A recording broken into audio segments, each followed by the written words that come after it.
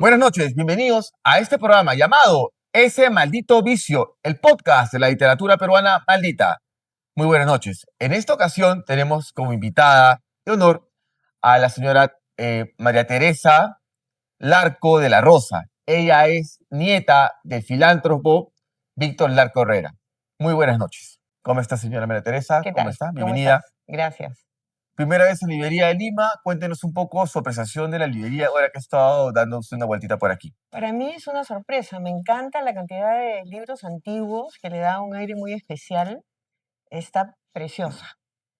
Y es la primera vez que vengo. Espero Sí. no la última.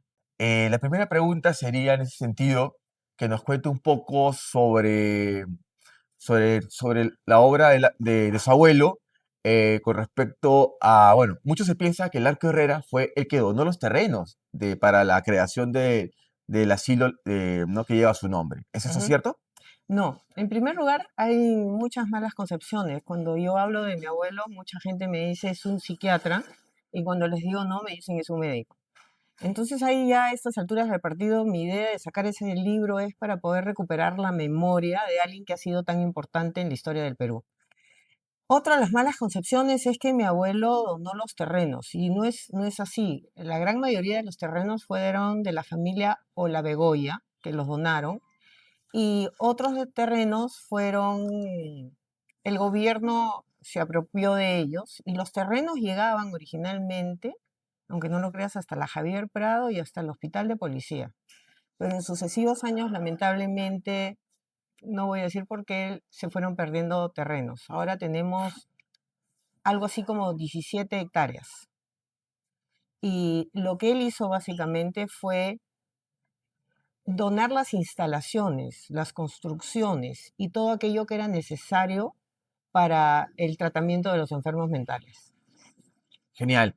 Entonces, bueno, ya me aclaró un poco más el panorama, ¿no? Y es mejor saber un poco para Sí, desmentir estos mitos sobre la vida de su abuelo, ¿no? Bueno, ahora vayamos por la participación de Herminio Valdizán, que ella es quien escribe el prólogo de este libro. Quisiéramos saber un poco cuál es el papel que juega Herminio Valdizán y que fue una dupla con su abuelo para la creación de este hospicio. Emilio Balizán era un psiquiatra y llega a Lima y empieza a darse cuenta que en esos momentos no había un hospital psiquiátrico como tal.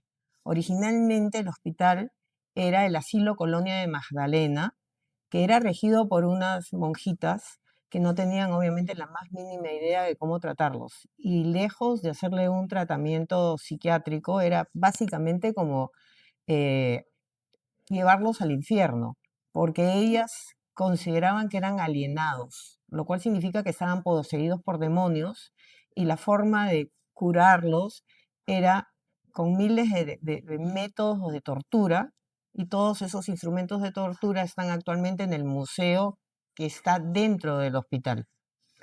Eh, Cuando él se da cuenta de esto, decide que tenía que haber algún tipo de cambio y se acerca a mi abuelo, no conociéndolo, y le pide que por favor haga algo. Mi abuelo era una persona que tenía una capacidad de entregarse a cuanto plan se le pusiera delante, donde él sintiera la necesidad de ayudar a las personas que sufrían. Podía hacer cualquier cosa.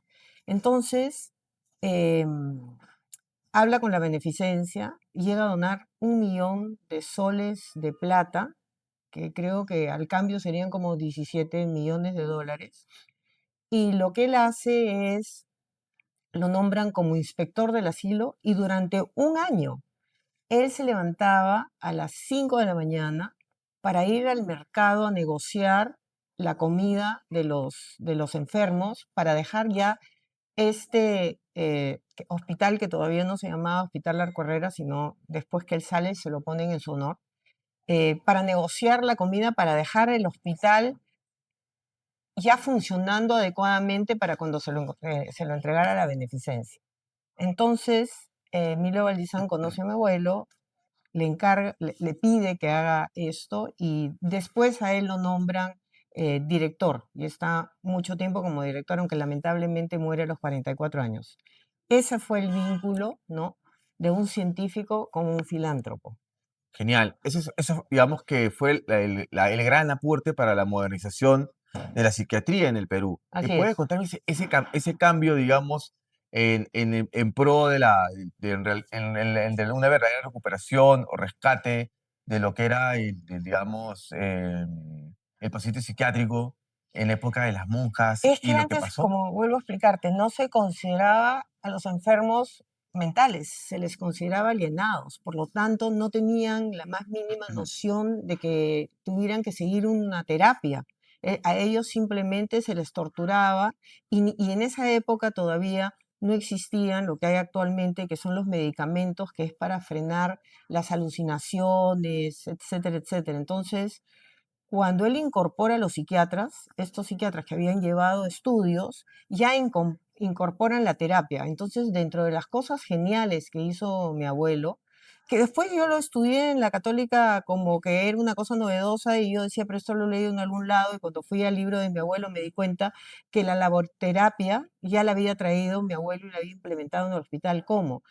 Él puso instrumentos de labranza para que los pacientes pudieran trabajar en el campo, Ujú. trajo máquinas de escribir, trajo máquinas de costura, hizo una panadería. O sea, no solamente considerar al enfermo como una persona que tenía que estar encerrado en un cuarto a punta de lo que fuera, medicina, sino una persona que tenía que dedicarse a algo para ser considerado como un humano capaz de tener una vida. Entonces, independientemente de la terapia propia de los psiquiatras, lo que mi abuelo fue dar este complemento humano, que también es parte de la terapia psiquiátrica, y dotó al hospital con todas las capacidades para poder, para poder efectuar. El gran problema es que si mi abuelo estuviera vivo ahora se volvería a morir, de la Imagínate. impresión, porque el hospital ha retrocedido a básicamente lo mismo que era, y bueno, sin las torturas, digamos, pero ya no hay instalaciones, las instalaciones se caen a pedazos, los psiquiatras hacen con lo que pueden, pero ya no cuentan, ya no tienen ropa, ya no tienen buena comida. Entonces, Ha vuelto, digamos, como una época, esas épocas del asilo colonia, de alguna manera. claro, de alguna manera, teniendo en cuenta el Sí, cambio sí, de sí, sí. época, pero Usted me sí. comentaba de que parte del infierno que vivían los presos era, perdón, los presos realmente Es que eran presos, eran presos, ¿no? valga el lapsus, Sí, eran sí. presos. Bueno, los pacientes era el tema, una de las torturas era el tema de la comida. Así es, así es. O sea, como se les consideraba peor que animales, Ujú. la comida era como para perros. Por eso es que mi abuelo va a preocuparse de que la comida fuera una comida decente, ¿Comprendo? ¿no? Este, Algunos instrumentos que ahora están en el museo de esa época, ¿cuáles eran, por ejemplo? había una cama de tortura donde los amarraban. Este, mm, Habían, creo que, baños de agua. Había una como una suerte de tina donde los sumergían. Me imagino que cuando los pacientes estaban en un grado de excitación máxima, los metían en agua fría para poder bajarles el Claro. ánimo, pero por supuesto, pues eso no es muy terapéutico, que digamos. Ahora, por ejemplo, hay un voluntariado que se encarga de darle a los pacientes cosas extras. O sea, el voluntariado que lo dirige la señora Selma Pasalacqua tiene vinculaciones con un montón de empresas que les regalan comida, les regalan básicamente, y hay donaciones de gente común y corriente que puede donar ropa, puede donar medicina. Y eso sirve tanto para los enfermos como para la familia de los enfermos. Por ejemplo, en Navidad alguna empresa regala pavos y Ujú. todas las familias vienen y reciben su pavo, sus polos y otras cosas más. Usted- Y yo creo que mi abuelo, el espíritu de mi abuelo, vive en el voluntariado. sí, y usted ha sido delegado de su abuelo y me comentó que es parte del voluntariado. Sí, bueno, yo voy los jueves y ayudo en lo que puedo. Y también cuando me piden donaciones, persigo a todas mis amigas para que puedan donar. Y usted diría que qué situación es la actual, ¿no? Porque yo recuerdo que he entrado con San Marcos alguna vez, pues, ¿no? Más joven, a las clases de psicopatología que se llevan a cabo en Ah, una de las mira, salas. Y era una locura, realmente una locura, porque el profesor daba la clase en un pizarrón, mientras los pacientes daban vueltas en la misma sala. No, y era curioso porque había algunos pacientes que estaban llenos de rosarios, esos fosforescentes, ah, con su mira. traje blanco. Yo recuerdo esa imagen muy clara, y dando vueltas alrededor. Hay uno que andaba con su balde, y con un balde, y yo me acuerdo que le hemos preguntado, ¿por qué? ¿Qué hace en el balde? O sea, mi ropa sucia, dice, un calzoncillo, o sea, una paciente, ¿no? Mira, Y era divertido, pero alguna manera preocupante. claro, era Entonces, una sí, tragicomedia. y usted, bueno, y el tema también de que, por ejemplo, algunos pacientes piden fumar que les compren cigarrillos. Mm. Esas cosas, por ejemplo, ¿qué le parecen a usted? ¿Usted ha visto estas cosas actualmente, no? La situación de los pacientes, ¿cómo es?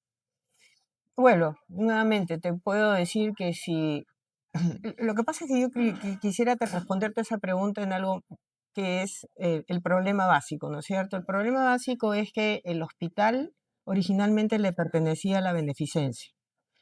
Parece que después de varias direcciones, el hospital fue perdiendo la plata, ¿no? Fue perdiendo gente que, no sé, la beneficencia pusiera la plata para mantenerlo en el nivel en el que mi abuelo lo había dejado. Entonces, hacen un acuerdo con el Ministerio de Salud y por 30 años el hospital pasa bajo la dirección del Ministerio de Salud.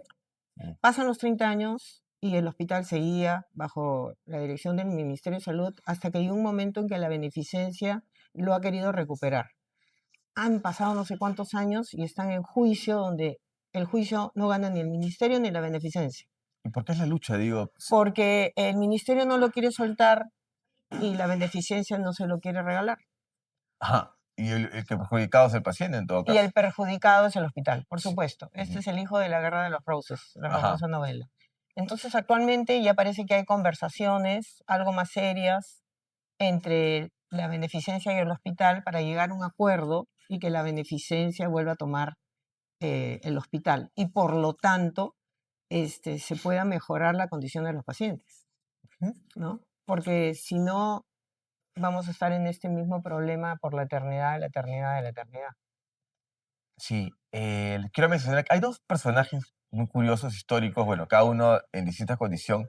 El primero es, bueno, es Mercedes Cabello, que terminó, justo como comentaba hace poco la doctora Tucker, que nos hizo Sí, justo la aclaración, bueno, nos comentó de que ella se contagió de sífilis por su esposo y sí. terminó sus días no encerrada, encerrada realmente y olvidada en el asilo, en el hospital de Herrera.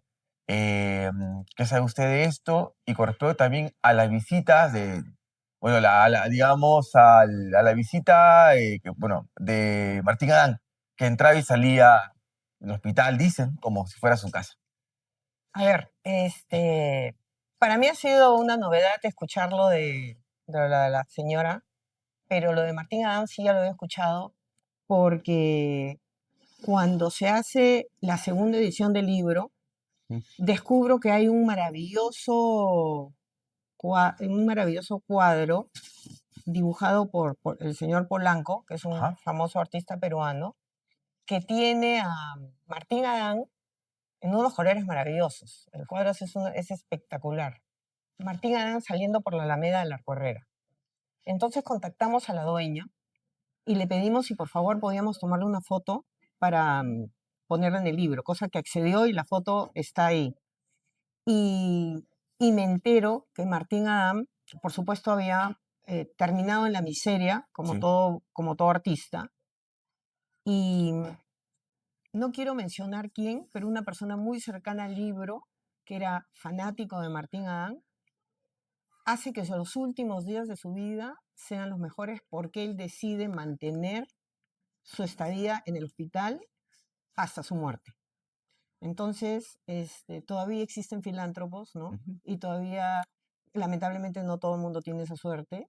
Y eso es lo que pasó con Martín. Entonces, es una cosa que además em, con esas cosas tú ves la importancia de un hospital. O sea, un hospital no solamente es para personas que no conoces. O sea, hay gente importante, artistas, filósofos, tu hijo, que necesitan de terapia. Y que lamentablemente ahora el Ministerio de Salud ha dado una orden de que los pacientes máximo pueden ser internados por 45 días.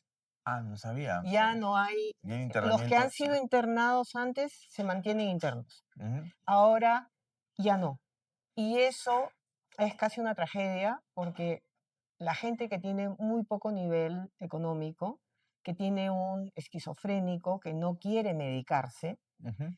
se deja de medicar, Pasan se tragedias. Sí. desequilibra y la familia no sabe qué hacer con ellos. Ujú. Y se vuelve violento y roba y hace una serie de cosas. Entonces, eso es algo que yo creo que debería de revisarse, porque hace poco justamente estaba viendo en Estados Unidos, era un papá, una pareja de esposos que había sido asesinado por su hijo de 17 años en Estados Unidos, ¿no? Que lo habían internado varias veces, lo habían estabilizado, salía, se desequilibraba, el chico entraba en una violencia total, los papás ya no sabían qué hacer con el hijo, pero no lo podían abandonar en la calle. Hasta que un día el chico se desequilibra y como en Estados Unidos todo el mundo tiene armas, mató al papá y a la mamá y la hermana y la media hermana estaban encerradas en un cuarto que son los que llaman a la policía. Entonces, hay una serie de cosas que yo creo que se tiene que considerar para que la salud mental mejore a todo nivel, ¿no? Tanto de internamiento como consulta externa, que además es Pasó una hora que la pandemia nos ha enseñado la importancia de la salud mental. exacto, porque la depresión y los suicidios han subido exponencialmente y la agresión, además, no solamente en el Perú, sino a nivel mundial. Eso es algo. Señora María Teresa, ahora cambiemos de tema, vayamos a la parte filantrópica de su abuelo y que ha sido, pues, digamos, el creador de lo que ahora es el museo, que está acá cerquísima, Girón Quilca, en la Villa Alfonso Ugarte, el Museo de la Cultura Peruana. ¿Nos puede contar brevemente lo que hizo el Arco Herrera por la modernización de la ciudad de Lima? Sí, a ver, empecemos por el museo. Mi abuelo vio que no había ningún museo que estuviera a la altura de museos en Sudamérica y en Europa. Y entonces él decide construir un museo de estilo tiahuanaco, un edificio de estilo tiahuanaco, y empieza a recolectar huacos y todo tipo, y otro tipo de cosas como orfebrería, oro, telares. Primero en Trujillo, le va comprando a una serie de familias porque él veía que todas las cosas desaparecían y salían al exterior. Entonces él dice, hay que ver la forma de que se mantengan en el Perú. Las compra, las dona y lamentablemente él decide que quería regalarle un terreno al Club de la Unión. Entonces le vende el museo al gobierno de Leguía y con esa plata él le regala el terreno al Museo de la Unión. Lo importante es que actualmente también, entre las muchas confusiones que hay, cuando se habla del museo arqueológico, todo el mundo piensa que es el que existe actualmente, que es el de Rafael Larco, Sí. ¿no? Que queda cerca de la Católica. Pero mi abuelo fue el primero. Rafael hizo un museo 2 años después, pero lamentablemente ahora ese museo como museo ya no existe, ha cambiado. Y las piezas arqueológicas que las busqué aparentemente en estos momentos por razones de infraestructura no están siendo mostradas al público y están siendo guardadas. Esperemos que algún día vuelvan a salir para que cumplan un poco la idea de mi abuelo, ¿no? Haber recolectado todo esto. Más importante aún es la Plaza 2 de Mayo. Eh, el gobierno decide hacer el monumento, Sí. va cambiando de estilo y lo hace. Pero estaba rodeado de chancherías, estaba rodeado de casas ¿cómo se dice? No eran de ladrillo, sino ¿De Quincha? de quincha. Ya. Entonces la gente, llámese peruanos y extranjeros que entraban por el Callao, prácticamente ni veían el museo. Perdón, no veían esta cosa Estela, porque ¿no? Muchos sí, sí, Estela, no, sí. porque pasaban creo que todavía teniendo en cuenta que no era un sitio muy agradable. Entonces un buen día mi abuelo decide por qué no darle la importancia a este monumento y decide, contratando al ingeniero Malaskowski y al ingeniero Cox, hacer 8 edificios alrededor de la plaza con copia a unos edificios en Francia. Ujú. Porque lo que quería era que el peruano entrara y se sintiera orgulloso de su país y el extranjero se sintiera eh, impresionado por la belleza, porque básicamente era una copia de Europa, ¿no es cierto? De un óvalo, sí. Claro. Ujú. Y es ahí, al costado donde y hace las avenidas también, porque él compra todos los terrenos, muchísimos Era un terrenos. terral, imagino. Era un terral, imagino ese Sí, lugar, sí. Chancherías me Sí. imagino que debe haber sido como una suerte de, como de hacienda, de Ah, ujú. animales, ¿no? Y, y él empieza a construir a todo alrededor. Se llamaba la urbanización 2 de Mayo, ¿no? Entonces, creo que eso demuestra cómo mi abuelo, que vivía en una casa llena de cosas artísticas bellísimas, no era una persona que él se sentara a disfrutar lo que él tenía. Él le gustaba compartir con la gente el gusto por la cultura y la apreciación de la belleza. Por eso es que él hace todo esto para que el peruano, como vuelvo a explicarte, pudiera gozar de algo mejor de lo que ya había. Y además era como que no hubiera, ¿no? Chanchería. Señora María Teresa, para terminar, la última pregunta. ¿Qué opinión tiene usted sobre, ha visitado, me imagino en algún momento, el Museo de la Cultura Peruana? ¿Qué le parece, en qué situación está, pues, ve usted y qué piensa con respecto a las políticas actuales para el manejo de los museos en el Perú? A ver, una de las primeras cosas que hice cuando decidí recuperar el apellido de mi abuelo y la memoria de mi abuelo fue ir al hospital y ir diferente al voluntariado y ir al museo. Y ahí me recibió su directora, Estela Miranda, que es una persona encantadora, eh, con muchas ganas de sacar las cosas adelante. Y yo habría ido a ese museo probablemente cuando tenía 7 años y la verdad es que ya hace bastante tiempo que tenía 7 años y no me acordaba mucho del museo. Está en un estado impecable. La directora lo tiene perfecto. Eh, no solamente está limpio, sino que tiene un montón de estudiantes, está cumpliendo su propósito. Ujú. Si bien es cierto, no arqueológico, pero sí de cultura, porque hay un montón de exposiciones, hay un par de, ¿cómo se dice?, de personajes incas que tienen unos vestidos maravillosos que los donó Mario Testino. Y entonces cuando yo llego y empiezo a recorrerlo, veo que no había nada que dijera que mi abuelo lo había regalado, no había nada. El nombre de mi abuelo no se mencionaba ni de casualidad. Ujú. Había un lindo cuadro de 3 metros de alto del presidente en la época en que se compró o se donó, que era Leguía, y había otro maravilloso cuadro del ministro que le había cambiado el nombre de Museo Arqueológico Víctor Larco Herrera a Museo de la Cultura, y de mi abuelo nada. Entonces yo me pongo en contacto justamente con Estela y le digo, ¿qué te parece si yo te dono un cuadro de mi abuelo? Y ella me dijo, maravilloso. Le escribí al Ministerio de Cultura, hicimos un homenaje, hicimos un cóctel, invitamos a una serie de personas y se donó el cuadro y está en el segundo piso. Yo los invitaría a que vayan, es un museo que vale la pena ir y verlo. Y eh, creo que hablando de museos en general, arqueológicos, El, el que yo creo que funciona espectacularmente bien es el de Rafael Larco porque es privado, ¿no? Porque sé que se han intentado hacer otros museos, el que está en Pachacamac, Sí, sí. y yo Ujú. creo que está congelado porque hasta donde yo tengo entendido, para poder poner los huecos en las paredes se necesita un tipo de calefacción, un tipo climático especial y ese museo está demasiado cercano a la playa, Sin con lo humedad, cual la sí. humedad podría destruir. Y entonces, Ujú. y el museo que está, que lo dirige el Rafael Barón, está casi cerrado porque se cayó un techo. Y entonces ahora están construyendo en la parte de atrás un edificio, están también viendo lo que son los depósitos. Entonces por eso es que decía que lo que mi abuelo había regalado todavía no se estaba mostrando porque el museo no está en su máxima capacidad de trabajo, ¿no? Sí, es un Entonces, esplendor, digamos.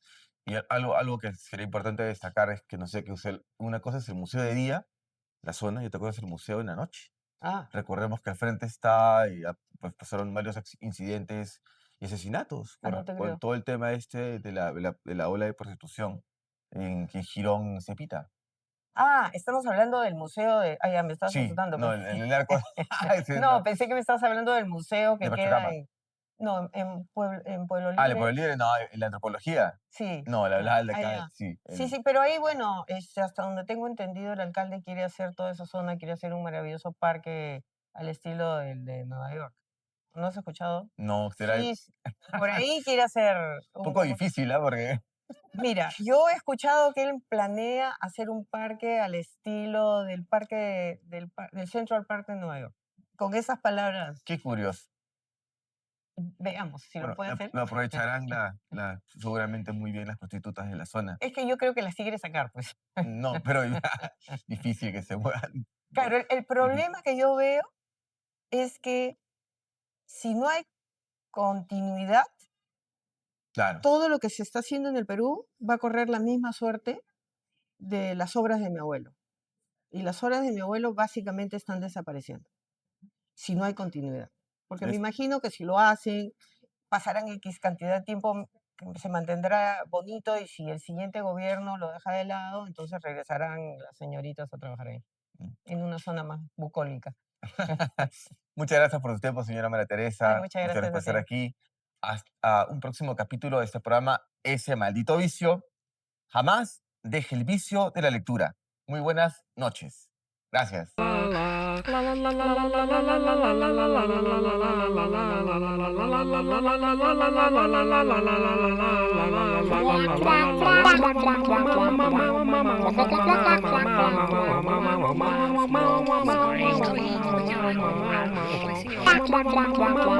Wow.